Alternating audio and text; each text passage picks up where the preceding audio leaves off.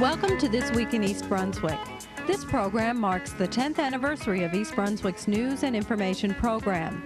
10 years ago, Channel 8 founder Kevin O'Rourke had the vision to develop a program that would appeal to all residents.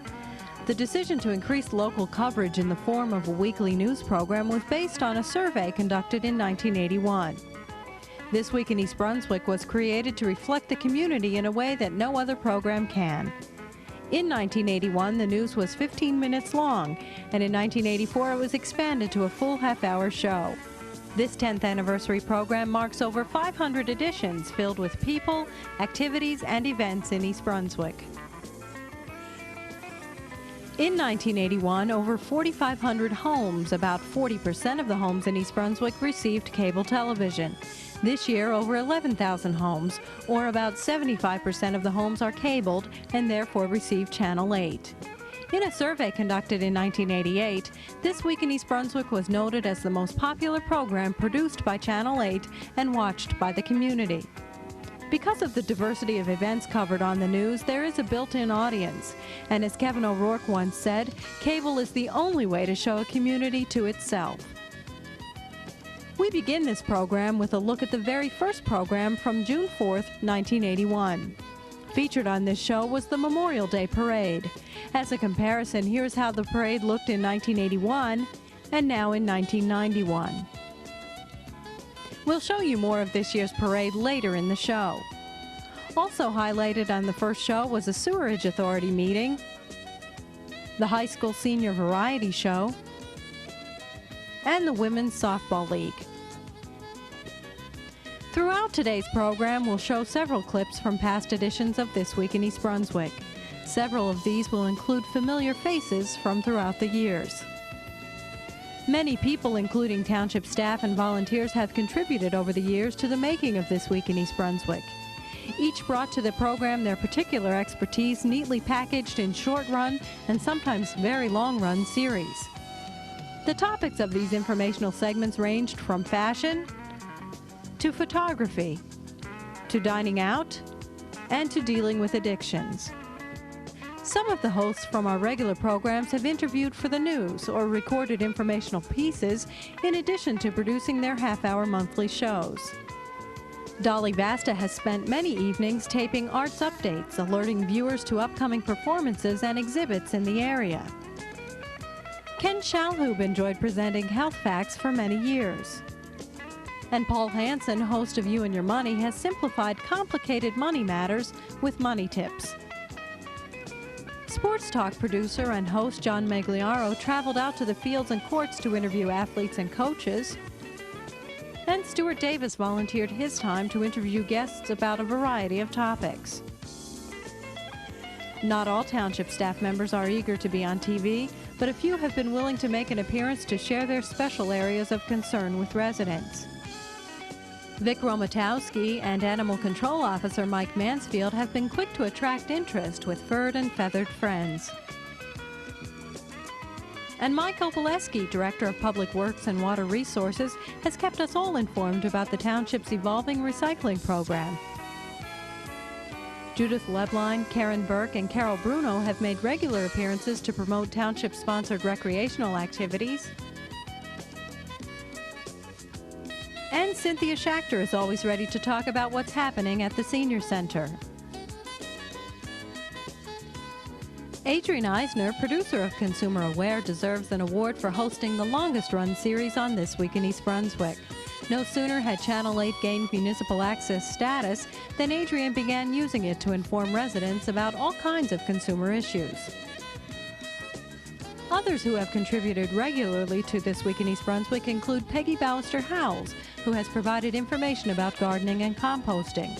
We've been watching her gardens bloom each season for 4 years now. And we followed Amy Fisher, Director of Community Relations for East Brunswick Public Schools, to all of the schools in the district for coverage of special events and other school news. Channel 8 cameras have been on hand to capture appearances by a number of famous faces over the years. In 1983, we recorded Bill Bradley's visit to Chittick School and Tom Kane's visit to East Brunswick in 1986. In 1985, Jim Corder presided at a town meeting. And in late 1990, Governor Jim Florio attended a special gathering of senior citizens at the Farrington Manor. We've presented features with author Joyce Carol Oates, actress Betty White, astronaut Terry Hart, and former mayor of New York City, Ed Koch. And we, of course, made a point of finding a place among the national media at the Ramada Renaissance when President George Bush and his entourage arrived in 1989. We even captured a president from the past on video, Abraham Lincoln. Community celebrations have figured prominently in our news coverage and include many dedications and ribbon-cutting ceremonies. Many of these celebrations are a result of growth and development in the township. We've seen houses of worship dedicated, new park structures, and the parks themselves. We saw the Senior Center open in 1984 and a firehouse opening. In 1986, This Week in East Brunswick recorded the opening of Tower Center and the opening of the Children's Center at Robert Wood Johnson University Hospital. Although the population has grown by only 5,500 in the past 10 years, the biggest growth in town has been in development. We've seen roadways expand to accommodate the increasing traffic. The groundbreaking in 1985 for the rerouting of Riders Lane, and its opening in 1987. The expansion of the New Jersey Turnpike, and again on the other end of Riders Lane over Farrington Lake. In addition to people and places, the Channel 8 news crew has been all over town covering events that happen every year. These annual events include high school graduation, the Daisy Fair, the Middlesex County Fair, the annual Recreation Department Turkey Trot, the Summer Concert Series at the Community Beach, and the annual PBA Fishing Derby. This Week in East Brunswick has also provided a forum for library-related information and programs. Each year, the Friends of the Library's annual book sale is covered, as well as the various exhibits displayed on the walls of the library, the Artist in Residence program, and the Teen Library Connection. Environmental issues have been a continual part of the changing face of East Brunswick. Edgeboro landfill has been an area of concern for years, and a story about truck traffic on Edgeboro Road appeared on the 3rd edition of This Week in East Brunswick. Other stories on environmental concerns included the Freed Industries site, Students Against Violating the Environment, and Earth Day. And although This Week in East Brunswick has a soft magazine format, occasionally we get to cover fast-breaking hard news. Another regular feature on the news program is the Council Review. The Council Review has been a part of the news since 1981 and is an important tool in providing municipal information to the public.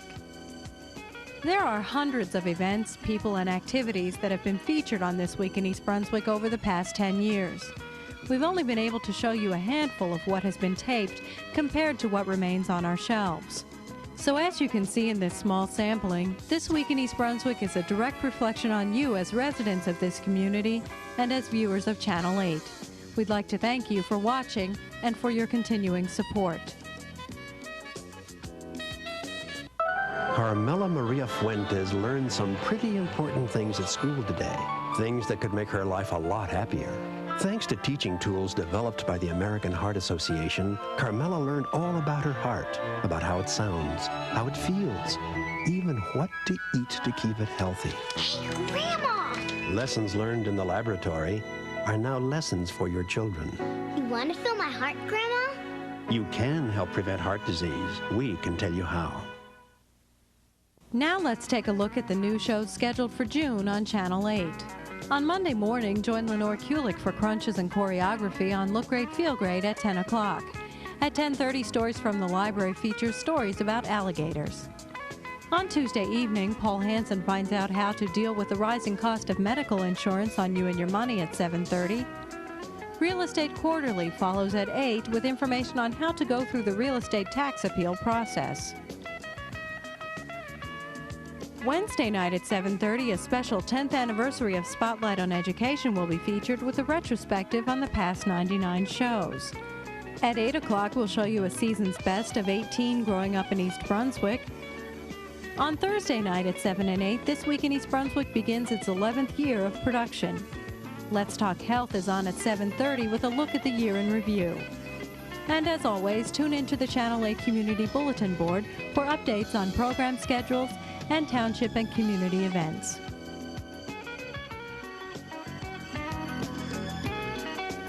Hi, welcome to Blooming Acres. I'm here in the asparagus patch. Well, asparagus and all the weeds that are here with it. This must have been established, say, between 5 and 10 years ago.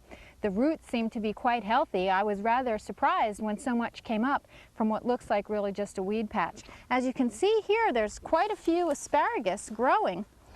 You can just snap them and they harvest nicely. Sometimes you may need to use a knife if they don't snap as effectively as you'd like them to. We're doing really rather well and have been able to harvest. Oh, this one doesn't want to snap. I've been able to harvest enough every couple of days for a rather healthy meal for about 4 people. So the patch is really doing well. Unfortunately, all of these weeds make it very difficult to maneuver in here. And it's so weedy and was so neglected for so long that it's very, very difficult, if not impossible, to rejuvenate. So while I will continue to harvest those that I see, and we'll certainly enjoy them on the dinner table, we're also going to start a new patch over there. So I'll show you that in just a minute. So we're here at the beginnings of a new asparagus patch. Now, I chose in front of this ugly old wire fence, which is an important fence because I use it to grow peas and beans and cucumbers on the other side. But it is not a very pretty fence, although it's very useful. So with the asparagus plants on this side, they get very soft and ferny looking, and will cover the fence during the growing season. And in the fall, they turn this golden yellow color, which will be really pretty. Now you can see I've already started to prepare this bed. But asparagus gets planted in a way that's a little bit unusual. And I'll show you that first of all, you plant it very, very deeply. And you have to dig a trench because you plant it down and you plant it in a valley. And then over time, you fill it in. Now, I'm trying to give myself plenty of room from the fence so that anything that's competing with it, that would be growing on the other side of the fence, will be far enough away to not cause any trouble. Now the plants are also going to spread significantly over time. So I'm going to plant the asparagus relatively close to the front of this bed, and I'm going to plant them about 18 inches apart. Now you have a number of options when planting asparagus. They can be planted from seed. That takes a very long time. You can plant them from crowns, which are basically roots that have been dug up. Or if you're lucky, as I have been in this case, you can plant them from plants. Now the plants that I have here are a brand new variety developed at Rutgers University called Jersey Night. And they're super males, not just regular males, but super males. And the advantage of male plants in general is that they are much more prolific and produce many more edible spears than the female plants. That's because the females produce berries and seeds, and their energy goes into the seed making rather than strengthening the roots for the production of spears the following spring. So, now with any planting, soil preparation is very important. When you're planting something like asparagus that's going to stay in the ground for maybe 20 or 25 years, you want to make sure that you do it right. So you can see the soil is nice and loose.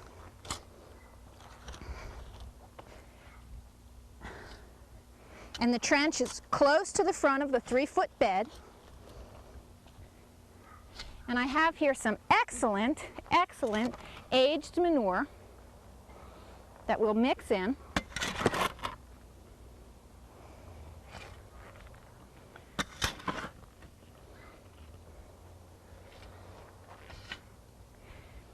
And of course some fertilizer. And we'll mix that in thoroughly.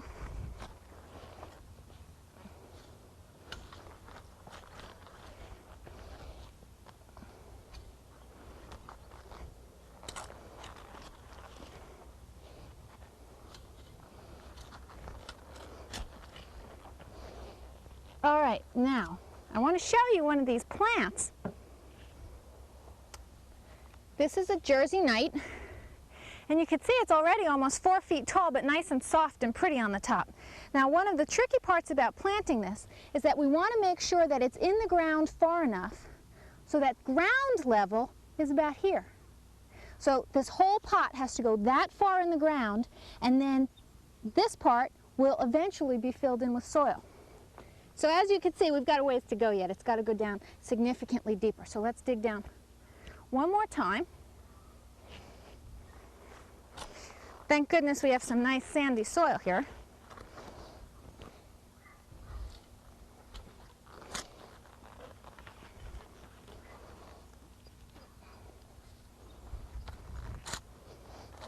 We're just about getting there.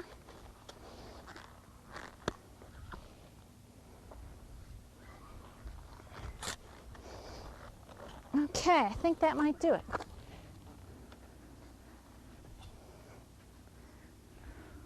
Yep, that looks about perfect. So we'll take this little baby out of the pot.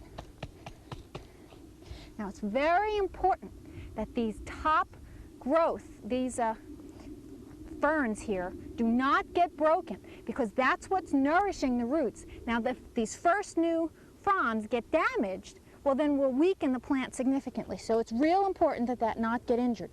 And this stake is in here to make sure that they stay upright so that they don't get bent while they're growing. Okay, I think we've just about got her out of the pot.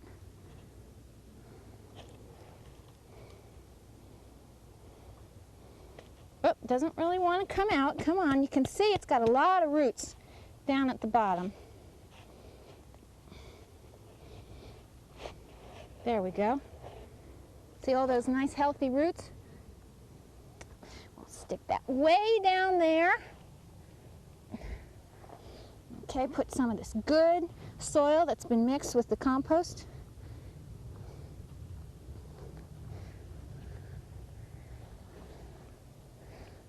And we'll just leave it like that. Now we'll plant the next one about 18 inches over, which would be about here. Next year we don't harvest. That'll be the second spring. The spring after that you can harvest for 2 weeks. The spring after that, the fourth spring, you can harvest for 4 weeks.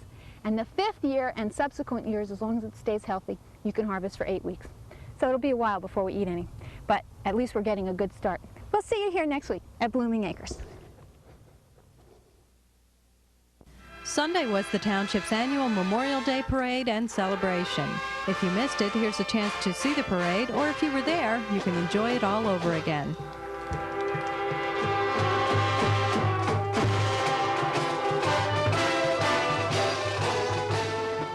VFW Post 133.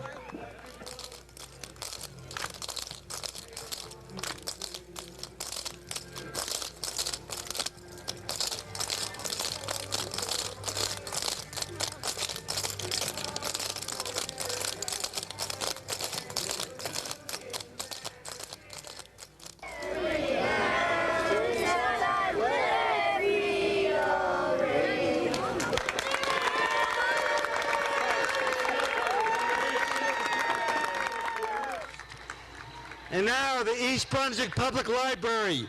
Hope Moberg, Chairman of the Friends. Sharon Karmazin, Director. Kirby Smilo, President of the Board of Trustees.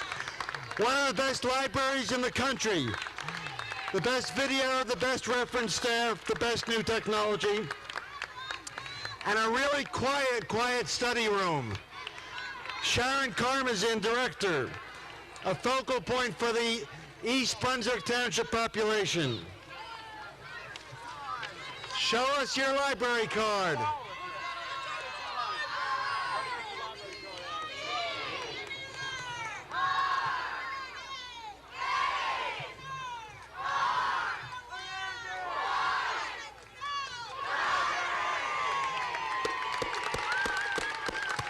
the heart and soul of East Brunswick, the East Brunswick Library.